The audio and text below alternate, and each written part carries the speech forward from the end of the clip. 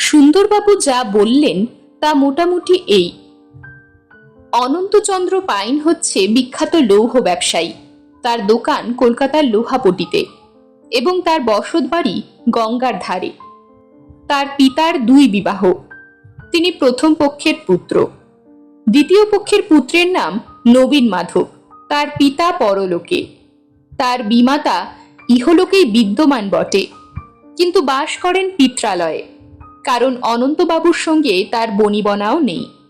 অনন্তবাবুর সম্পত্তি সোপার্জিত এবং তার অবর্তমানে সেই সম্পত্তির অধিকারী হবেন নবীন মাধবী এবং তাকে এনে রেখেছেন নিজের কাছেই। অনন্তবাবুর ম্যানেজারের নাম সুবোধ কুমার বসু। লোহার কারবারে তিনিই তার দক্ষিণ হস্তের মতো। 10 বছরের বিশ্বাসী লোক। ঘটনার দিন কার্যসূত্রে অনন্তবাবুকে যেতে হয়েছিল আসানসোলে। সেই দিন সন্ধ্যার সময় দোকান বন্ধ করে সুবোধ 25,000 টাকা নিয়ে অনন্তবাবুর বাড়ি আসে এবং টাকাগুলি রাখে দোতলার ঘরের লোহার সিন্দুকে।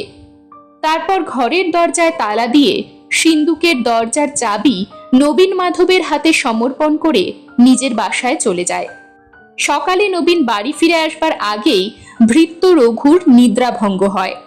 সে বাইরে এসে দেখে উঠোনের উপর পড়ে আছে দারোয়ানের অচৈতন্য দেহ। তার মাথায় প্রচন্ড আঘাতের চিহ্ন, মাটির উপরে রক্তের ধারা আর একগাছা রূপো বাঁধানো মোটা রক্তাক্ত লাঠি। সেই সময়ই নবীন বাড়িতে ফিরে আসে।